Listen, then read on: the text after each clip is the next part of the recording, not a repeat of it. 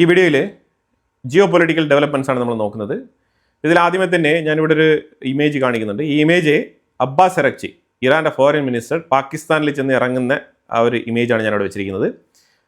ഞങ്ങൾ പാകിസ്ഥാനിലേക്ക് വരില്ല എന്ന് പറഞ്ഞുകൊണ്ടിരുന്ന അബ്ബാസ് അരക്ചി പാകിസ്ഥാനിൽ എത്തിയിരിക്കുകയാണ്. പക്ഷേ പേര് പാകിസ്ഥാനുമായിട്ടൊരു ബൈലേറ്ററൽ എഗ്രിമെൻറ്റ് ചർച്ച നടത്താനുണ്ട്, അതിനുവേണ്ടി വന്നതാണെന്നാണ് പറഞ്ഞിരിക്കുന്നത്. അത് ശരിക്കും കള്ളമാണ്. കാരണം അമേരിക്കയിൽ നിന്ന് സ്റ്റീവ് വിറ്റ്കോഫും ജെറാദ് കുഷ്ണറും പാകിസ്ഥാനിലേക്ക് പുറപ്പെട്ടിട്ടുണ്ട്. അപ്പം അവിടെ എന്തൊക്കെയോ ഒരു ബാക്ക് ഡോർ ഡിപ്ലോമസി അവിടെ മണക്കുന്നുണ്ട്. അതാണ് മെയിനായിട്ട് മനസ്സിലാക്കേണ്ടത്. എന്തായാലും ചർച്ച നടക്കട്ടെ, കാരണം ഇതുമായിട്ട് ബന്ധപ്പെട്ട് അടുത്ത ഡെവലപ്മെൻറ്റ്സ് ഉണ്ടാവും.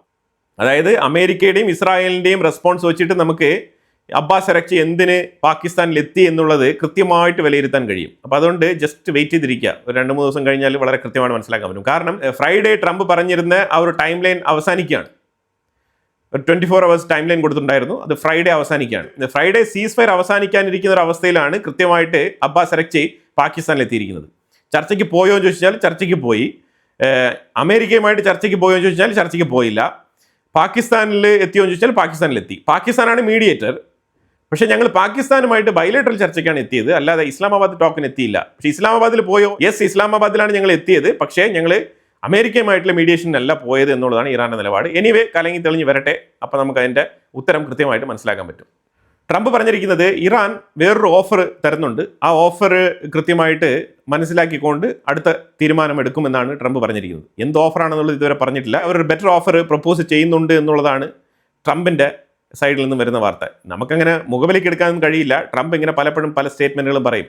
ഇറാനും കൂടി ഇതിൻ്റെ റെസ്പോൺസ് പറയേണ്ടിയിരിക്കും. ട്രംപിൻ്റെ സ്റ്റേറ്റ്മെൻറ്റ് മാത്രം കേട്ട് നമുക്ക് തീരുമാനമെടുക്കാൻ കഴിയില്ല എന്നുള്ളതാണ്. കാരണം ആ അവസ്ഥയിലാണ് കാര്യങ്ങൾ പൊയ്ക്കൊണ്ടിരിക്കുന്നത്. പലതവണ ട്രംപ് ഇതേപോലത്തെ സ്റ്റേറ്റ്മെൻറ്റുകൾ പറഞ്ഞിട്ടുണ്ട്. ഇറാനെ പലതവണ പ്രൈസ് ചെയ്ത് സംസാരിച്ചിട്ടുണ്ട്. പക്ഷെ അതെല്ലാം തന്നെ മാറ്റിമറിച്ചുകൊണ്ട് ഇറാൻ പലപ്പോഴും ട്രംപിനെതിരെയുള്ള സ്റ്റേറ്റ്മെൻറ്റുകളാണ് പറഞ്ഞുകൊണ്ടിരിക്കുന്നത്. അങ്ങനെയുള്ള തീരുമാനങ്ങളാണ് അവരെടുക്കുന്നത്. അങ്ങനെ തന്നെയാണ് നമുക്ക് ഇതുവരെ കാണാൻ കഴിഞ്ഞിട്ടുള്ളത്. അപ്പോൾ അതുകൊണ്ട് നമ്മൾ മുൻകൂട്ടി ഒരു വിധിയൊന്നും എഴുതുന്നില്ല. Let us see. അതുപോലെ അമേരിക്ക പറയുന്നത് നെഗോസിയേഷൻ ടീമിൽ ഗാലിബാഫ് ഉണ്ടാവില്ല എന്നാണ് പറഞ്ഞിരിക്കുന്നത്. ഗാലിബാഫിന് വിയോജിപ്പുണ്ട്. IRGCയുടെ സൈഡിൽ നിന്ന് ശക്തമായിട്ടുള്ള സമ്മർദ്ദമുണ്ട്. അപ്പോൾ അതുകൊണ്ട് ഗാലിബാഫ് ഈ അമേരിക്കൻ ചർച്ചയിൽ നിന്നും വിട്ടു നിൽക്കുകയാണെന്നുള്ള വാർത്തയും കൂടി വരുന്നുണ്ട്. പെട്ടെന്ന് യുദ്ധം വീണ്ടും തുടങ്ങാതിരിക്കണം, അതിന് വേണ്ടിയിട്ടുള്ള അടവാണ് ഇറാൻ കാണിക്കുന്നത്. അത് വളരെ വ്യക്തമായിട്ട് മനസ്സിലാക്കാൻ പറ്റുന്നുണ്ട്. അതിൻ്റെ പേരിലാണ് അബ്ബാസ് അരക്ചിയെ പറഞ്ഞു വിട്ടിരിക്കുന്നത്. കാരണം പണ്ട് മുതലേ അബ്ബാസ് അരക്ചിയാണല്ലോ ഈ ചർച്ചയ്ക്ക് വെക്കേണ്ടിരുന്നത്. അതിന് IRGCക്ക് വിയോജിപ്പൊന്നും ഇല്ലായിരുന്നു. അപ്പോൾ അതുകൊണ്ട് അബ്ബാസ് അരക്ചിക്ക് പോവാം, അതിൽ കാര്യമൊന്നുമില്ല.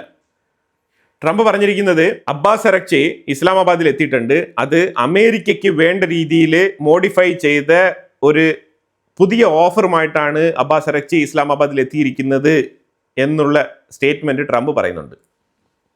ഇനി നമ്മൾ മറ്റു പല വാർത്തകളും കൂടി നമ്മൾ നോക്കിക്കഴിഞ്ഞാൽ, നെതന്യാഹുവിന് കഴിഞ്ഞ 6 മാസമായിട്ട് പ്രോസ്റ്റേറ്റ് ക്യാൻസറുമായിട്ട് ബന്ധപ്പെട്ട ചികിത്സ ഓൺഗോയിങ്ങിലായിരുന്നു. അപ്പോൾ അത് യുദ്ധത്തിൻ്റെ സമയത്തൊക്കെ പല രീതിയിലുള്ള റൂമേഴ്സ് ഒക്കെ വന്നിട്ടുണ്ടായിരുന്നു. നെതന്യാഹു അല്ല അവിടെ ഉള്ളത്, നെതന്യാഹുവിൻ്റെ AI വീഡിയോകളാണ് ഉള്ളത് എന്നുള്ള തരത്തിലൊക്കെയുള്ള റൂമേഴ്സ് ഒക്കെ ഉണ്ടായിരുന്നു. പക്ഷെ അതെല്ലാം നെതന്യാഹു തന്നെയാണ് സംസാരിച്ചിരുന്നത്. പക്ഷെ അതേ സമയത്ത് നെതന്യാഹുവിൻ്റെ ട്രീറ്റ്മെൻറ്റ് കഴിഞ്ഞ 40 ദിവസം കൊണ്ടല്ല, കഴിഞ്ഞ 6 മാസമായിട്ട് പുള്ളിക്കാരൻ ഈ പ്രോസ്റ്റേറ്റ് ക്യാൻസറുമായിട്ട് ബന്ധപ്പെട്ട ട്രീറ്റ്മെൻറ്റിലാണ്. അത് പൂർണ്ണമായിട്ടും മാറിയതായിട്ടുള്ള പ്രസ്താവനയാണ് ഇന്ന് ഇസ്രായേലിൽ നിന്നും പുറത്തു വന്നുകൊണ്ടിരിക്കുന്നത്. നമ്മുടെ ആർമിയുടെ ജനറൽ ഉപേന്ദ്ര ദ്വിവേദി അമേരിക്കയിൽ എത്തിയിട്ടുണ്ട്. അമേരിക്കയിൽ ആർമി കോളേജിൽ പുള്ളിക്കാരനെ ഇൻട്രൊഡ്യൂസ് ചെയ്തിരിക്കുകയാണ്. എന്തിനാണെന്ന് പറഞ്ഞാൽ ക്ലാസ് എടുക്കാൻ വേണ്ടിയിട്ടാണ്. International fellows hall of fame എന്ന് പറഞ്ഞിട്ടുള്ള ഒരു പ്രോഗ്രാമാണ്. ഇത് അമേരിക്കൻ ഡിഫൻസുമായിട്ട് ബന്ധപ്പെട്ട ഒരു പ്രോഗ്രാമാണ്. ആ പ്രോഗ്രാമിൽ കൃത്യമായിട്ടൊരു സ്പീച്ച് കൊടുക്കാനാണ് പുള്ളിക്കാരൻ അവിടെ എത്തിയത്. അമേരിക്ക തന്നെയാണ് വെൽക്കം ചെയ്ത് ഒരു സ്ലോട്ട് ഒതുക്കി കൊടുത്തിരിക്കുന്നത്. അത്രത്തോളം ഇമ്പോർട്ടൻസ് ഇന്ത്യക്ക് അമേരിക്കയിൽ കിട്ടുന്നുണ്ട്, പ്രത്യേകിച്ച് ഡിഫൻസ് മേഖലയിൽ. വളരെ നിർണായകമായിട്ടുള്ളൊരു വിഷയമാണിത്. ഇത് ശരിക്കും ഇന്ത്യയുടെയും അമേരിക്കയുടെയും ഡിഫൻസ് ടൈസ് അഥവാ സ്ട്രെങ്തനിങ് ഡിഫൻസ് ടൈസ് അതിനെയാണ് ചൂണ്ടിക്കാണിക്കുന്നത് വളരെ വ്യക്തമായിട്ട്.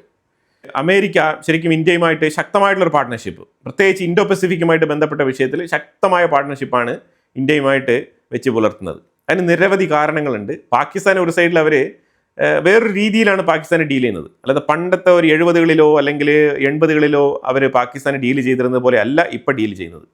ഇപ്പോൾ ശരിക്കും ബിസ്ക്കറ്റ് കഷ്ണങ്ങൾ ഇട്ട് കൊടുക്കുന്നത് പോലെയാണ് പാകിസ്ഥാനെ അമേരിക്ക ഡീൽ ചെയ്യുന്നത്. അത് മനസ്സിലാവാതെയാണ് പലരും ഇന്ത്യക്കുള്ളിൽ ഇരുന്ന് തള്ളി മറിക്കുന്നത്. പാകിസ്ഥാൻ ഭയങ്കര ഉന്നത നിലയാണ്, അതാണ് ഇതാണെന്നൊക്കെ പറഞ്ഞുകൊണ്ട്. ഇതൊന്നുമല്ല. അമേരിക്ക പറഞ്ഞാൽ അത് പ്രാവർത്തികമാക്കാൻ ശേഷിയുള്ള അവരുടെ ചൊൽപ്പടിക്ക് നിൽക്കുന്ന കുറച്ച് ഡോഗ്സ് അവർക്ക് വേണം. അപ്പോൾ ആ ഡോഗ് സ്ക്വാഡിനെയാണ് അവർ തിരഞ്ഞെടുത്തിരിക്കുന്നത്. ഇതിൽ കൂടുതൽ എനിക്ക് എക്സ്പ്ലെയിൻ ചെയ്യാൻ പറ്റത്തില്ല. അതാണ് അവർക്ക് പാകിസ്ഥാൻ. ആസ്ട്രോബേസ് സ്പേസ് ടെക്നോളജി എന്ന് പറഞ്ഞൊരു കമ്പനിയുണ്ട് ഇന്ത്യയിൽ. ഇന്ത്യയുടെ first private FFSC engine test കമ്പനിയാണിത്. FFSC എൻജിൻ ടെസ്റ്റ് കമ്പനി എന്ന് പറഞ്ഞാൽ റീയൂസബിൾ സാറ്റലൈറ്റ് ലോഞ്ച് വെഹിക്കിൾ, അതാണ് മെയിനായിട്ട് ഉദ്ദേശിക്കുന്നത്. ഈ എലോൺ മസ്ക് ഒക്കെ നടത്തുന്നുണ്ടല്ലോ പ്രോജക്റ്റ്, ആ പ്രോജക്റ്റിന് ഒരു പാരയാണ് ഈ പ്രോജക്റ്റ്. ഇന്ത്യ ഇത് വിജയകരമായിട്ട് പൂർത്തിയാക്കി കഴിഞ്ഞാൽ എലോൺ മസ്കിൻ്റെ കമ്പനിക്ക് ഒരു തിരിച്ചടിയാവും. കാരണം എലോൺ മസ്ക് ഈ റീയൂസബിൾ റോക്കറ്റുമായിട്ട് ബന്ധപ്പെട്ട ഗവേഷണവും അതുമായിട്ട് ബന്ധപ്പെട്ട റോക്കറ്റ് വിക്ഷേപണങ്ങളാണ് എലോൺ മസ്ക് നടത്തിക്കൊണ്ടിരിക്കുന്നത്. ഇതുമായിട്ട് ബന്ധപ്പെട്ട എഞ്ചിൻ പലതവണ അപ്ലിഫ്റ്റ് ചെയ്യുകയും പിന്നെ അതേപോലെ തന്നെ താഴോട്ട് ഭൂമിയിലേക്ക് ഇറക്കുകയും ചെയ്തിട്ടുണ്ട്. ഇത് വിജയിച്ചു കഴിഞ്ഞാൽ സ്പേസ് പ്രോഗ്രാം വളരെ എളുപ്പമായിരിക്കും. എന്തുകൊണ്ടാണെന്ന് പറഞ്ഞാൽ ഇപ്പോൾ ഇൻ്റർനാഷണൽ സ്പേസ് സ്റ്റേഷന് വേണ്ടിയിട്ട് നാസയിൽ നിന്നൊക്കെ ആൾക്കാർ പോകുന്നുണ്ട്. അവിടെ പോയിട്ട് സ്പേസ് സ്റ്റേഷനിലൊക്കെ കുറച്ചാൾ താമസിച്ചിട്ട് അവർ മടങ്ങി വരും. ആ മടക്ക യാത്ര എന്ന് പറയുന്നത് ഇപ്പോഴും സേഫ് ആയിട്ടുള്ളൊരു ലാൻഡിങ് അല്ല. അതായത് കടലിൽ പോയി പതിക്കും, അത് കഴിഞ്ഞിട്ട് ഹെലികോപ്റ്റർ വഴി പോയിട്ട് അവരെ റെസ്ക്യൂ ചെയ്ത് കൊണ്ടുവരിക, അല്ലെങ്കിൽ ബോട്ട് ത്രൂ അവരെ റെസ്ക്യൂ ചെയ്ത് കൊണ്ടുവരിക. ഇതൊക്കെയാണ് ഇപ്പോൾ നിലവിലുള്ള മാർഗ്ഗങ്ങൾ.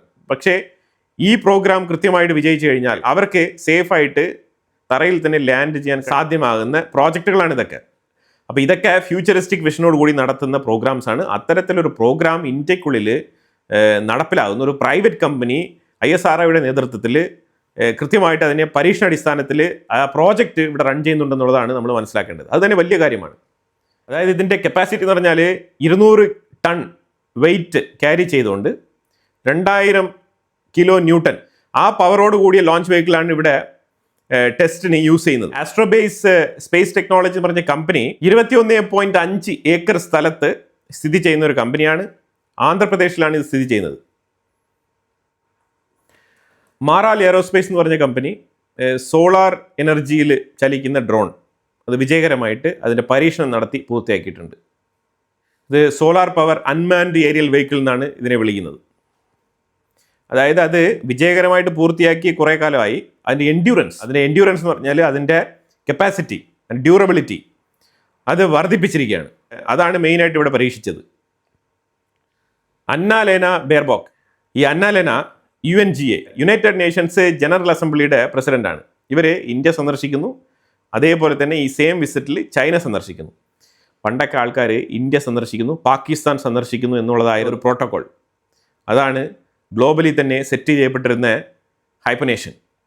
ആ തിയറി ഇന്ത്യ മാറ്റി കുറിച്ചിരിക്കുന്നു എന്നുള്ളത് ഞാൻ ഇന്നലത്തെ അപ്ഡേറ്റിൽ തന്നെ പറഞ്ഞിട്ടുണ്ടായിരുന്നു.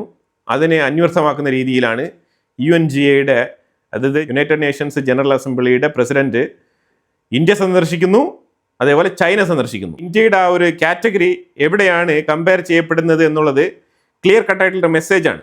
അതാണ് ഈ വാർത്തയുടെ പ്രാധാന്യം തന്നെ. അതുകൊണ്ടാണ് ഞാൻ പ്രത്യേകിച്ച് ഈ വാർത്ത എടുത്ത് പറയുന്നത്. കാരണം ഇന്ത്യ പാകിസ്ഥാൻ എന്ന് പറഞ്ഞുകൊണ്ട് കുറേ ആൾക്കാർ ഇവിടെ പറയുന്നുണ്ട്. പാകിസ്ഥാൻ ഒന്നും അല്ല, അതാണ് മനസ്സിലാക്കേണ്ടത്. പാകിസ്ഥാൻ കുറച്ച് പൈസ കൊടുത്തു കഴിഞ്ഞാൽ എന്തും ചെയ്യാൻ തയ്യാറായി നിൽക്കുന്ന ഒരു രാജ്യം, ദാരിദ്ര്യത്തിൽ നിന്നും ദാരിദ്ര്യത്തിലേക്ക് കൂപ്പുകുത്തി വീണുകൊണ്ടിരിക്കുന്ന ഒരു രാജ്യം, അതാണ് മനസ്സിലാക്കേണ്ടത്. ഈ മീഡിയേഷൻ മാത്രം വേറെ ഏതെങ്കിലും ഒരു രാജ്യം ചെയ്തിരുന്നെങ്കിൽ ആ രാജ്യത്തിന് കിട്ടാൻ പോകുന്ന ഒരു ക്രെഡിബിലിറ്റി, ഒരു പവർഫുൾ ആയിട്ടുള്ള ഒരു ഫ്യൂച്ചർ, ഇതൊന്നും പാകിസ്ഥാൻ ഉണ്ടാവില്ല. അതാണ് മനസ്സിലാക്കേണ്ടത്. അതെന്തുകൊണ്ടാണെന്നുള്ളത് നിങ്ങൾക്ക് വൈകാതെ മനസ്സിലാവും. കുറച്ച് കാലം വെയിറ്റ് ചെയ്ത് കഴിഞ്ഞാൽ പാകിസ്ഥാൻ്റെ ഇപ്പോഴുള്ള ആ ഒരു സ്ഥിതി ഉണ്ടല്ലോ, ഈ മീഡിയേഷൻ ഇതൊക്കെ പറഞ്ഞുകൊണ്ടുള്ള ആ ഒരു രീതി, ഇതും അമേരിക്ക പിന്നീട് പാകിസ്ഥാനുമായി എടുക്കാൻ പോകുന്ന നിലപാടുകൾ, ഇതെല്ലാം കണ്ട് വളരെ കൃത്യമായിട്ട് മനസ്സിലാക്കാൻ പറ്റും. Just wait and see.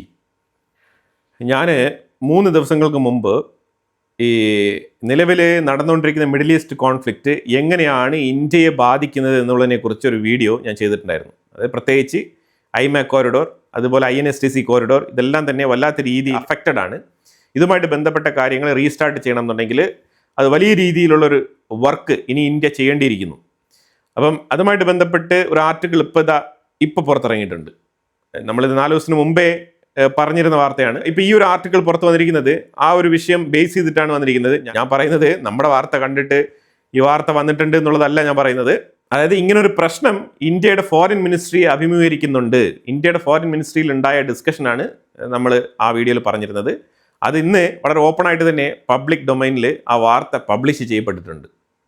Crushing the corridor, അതൊരു ചോദ്യമായിട്ടാണ് അവർ ഉന്നയിച്ചിരിക്കുന്നത്. How Trump is derailing India's top trade goal. അത് വളരെ വ്യക്തമായിട്ടുള്ള സ്റ്റേറ്റ്മെൻ്റ് ആണ്. ആ ഹെഡിങ് വായിച്ചാൽ തന്നെ നിങ്ങൾക്ക് വളരെ വ്യക്തമായിട്ട് മനസ്സിലാക്കാൻ പറ്റും. ഇതിൻ്റെ ഫുൾ വീഡിയോ ഇൻസൈറ്റ്സ് മലയാളം ഗ്ലോബലിൽ കിടപ്പുണ്ട്. അതിൻ്റെ ലിങ്ക് വേണമെങ്കിൽ ഞാൻ ഫസ്റ്റ് കമൻറ്റിൽ പിൻ ചെയ്തേക്കാം. ജസ്റ്റ് ഒന്ന് കണ്ടു നോക്കൂ. അതിൽ കൃത്യമായിട്ട് നമ്മൾ ഈ വിവരങ്ങളൊക്കെ ഉൾപ്പെടുത്തിയിട്ടുണ്ട്. അതുപോലെ ഇന്ത്യ ട്രംപ് നടത്തിയ പരാമർശം, ഇന്ത്യയെ ഹെൽ ഹോൾ എന്നുള്ള ഒരു പരാമർശം കൊണ്ട് ട്രംപ് അപമാനിച്ചിട്ടുണ്ടായിരുന്നു. അപ്പോൾ അതിനെ തുടർന്ന് അതിനെതിരെ ഇന്ത്യ കൃത്യമായിട്ടുള്ള കൺടെംപ്റ്റ് രേഖപ്പെടുത്തിയിട്ടുണ്ട്. അമേരിക്കയുടെ ഉള്ളിൽ ഇല്ലീഗലായിട്ട് വരുന്ന ഇന്ത്യക്കാരെ നിങ്ങൾ എന്ത് വേണമെങ്കിലും പറഞ്ഞോളൂ, പക്ഷേ അതിന് എൻറ്റയർ ഇന്ത്യയെ ഹെൽ ഹോൾ എന്ന് പറയേണ്ട ആവശ്യമൊന്നും ഇല്ല എന്നുള്ളതാണ് ഇന്ത്യയുടെ നിലപാട്. ഗൾഫ് മേഖലയിലുള്ള ഓയിൽ പ്രൊഡ്യൂസേഴ്സ് അവർ കൃത്യമായിട്ട് ഒരു ബൈപ്പാസ് ആഗ്രഹിക്കുന്നുണ്ട്. സ്ട്രേറ്റ് ഓഫ് ഹോർമോസിനെ മറികടക്കാനുള്ള ഒരു ബൈപ്പാസാണ് അവർ ആലോചിക്കുന്നത്. അത് ഫ്യൂച്ചറിൽ അവർ പൈപ്പ് ലൈൻ ത്രൂ നടപ്പിലാക്കും. അതുപോലെ തന്നെ ഇപ്പം ഇറാഖ് ആണെന്നുണ്ടെങ്കിൽ സിറിയ ത്രൂ അപ്പുറത്ത് മെഡിറ്ററേനിയൻ സീയിലാണ് ഇപ്പം അവരുടെ സപ്ലൈ നടക്കുന്നത്. അതിലൂടെ സൂയസ് കനാൽ ത്രൂ ബാബൽ മന്ദേബിലൂടെ അവർ ഇറാഖ് സപ്ലൈ നടത്തുന്നുണ്ട്. അതുപോലെ തന്നെ സൗദി അറേബ്യ റെഡ് സീയിലൂടെ Yanbu pipeline through supply നടത്തുന്നുണ്ട്. ഇപ്പോൾ ഇതേപോലെ പല രാജ്യങ്ങളും അവരുടെ പ്രൊഡക്ഷൻ ലൈൻ ഏതെങ്കിലും തരത്തിൽ മറ്റുള്ള കരകളിലേക്ക് എക്സ്പാൻഡ് ചെയ്യാൻ പറ്റുമോ എന്നുള്ള തരത്തിലാണ് ഇപ്പോൾ ചിന്തിക്കുന്നത്. ട്രംപ് ആണെങ്കിൽ കൃത്യമായിട്ടുള്ള ഓർഡർ പുറപ്പെടുവിച്ചിരിക്കുകയാണ്. അതായത് സ്ട്രേറ്റ് ഓഫ് ഹോർമോസിൽ മൈനിങ് വിതറുന്നതുമായിട്ട് ബന്ധപ്പെട്ട് ഏതെങ്കിലും തരത്തിൽ ചെറുതോ വലുതായിട്ടുള്ള കപ്പലുകളോ ബോട്ടുകളോ വന്നു കഴിഞ്ഞാൽ അതിനെ അപ്പോഴേ അടിച്ച് തകർത്ത് തരിപ്പണമാക്കാനുള്ള ഉത്തരവ് ഇറക്കിയിട്ടുണ്ട്. മൈൻ എന്ന് പറഞ്ഞൊരു സാധനം കൊണ്ട് അവിടെ ഇറാൻ ഇടരുത്, ഇട്ട് കഴിഞ്ഞാൽ അപ്പോഴേ അറ്റാക്ക് ചെയ്യും എന്നാണ് പറഞ്ഞിരിക്കുന്നത്. ഡിഫൻസ് മിനിസ്റ്റേഴ്സിൻ്റെ മീറ്റിംഗ് SCO സമ്മിറ്റുമായിട്ട് ബന്ധപ്പെട്ട് നടക്കുകയാണ്. കിർഗിസ്ഥാനിൽ വെച്ചിട്ട് നടക്കുകയാണ് ഈ മീറ്റിംഗ്. അപ്പോൾ അവിടെ പങ്കെടുക്കാൻ വേണ്ടിയിട്ട് ഇന്ത്യയുടെ ഡിഫൻസ് മിനിസ്റ്റർ രാജ്നാഥ് സിംഗ് അവിടെ എത്തിയിട്ടുണ്ട്. അപ്പോൾ എല്ലാം തന്നെ വളരെ വളരെ ഇമ്പോർട്ടൻ്റ് ആയിട്ടുള്ള വാർത്തകളാണ് നമ്മൾ വീഡിയോയിൽ പങ്കുവച്ചത്. ഇതിനെക്കുറിച്ചുള്ള അഭിപ്രായങ്ങൾ കമൻറ്റ് ബോക്സിൽ രേഖപ്പെടുത്തുക. കൂടുതൽ വാർത്തകളുമായിട്ട് അടുത്ത വീഡിയോയിൽ വരാം. Thank you so much.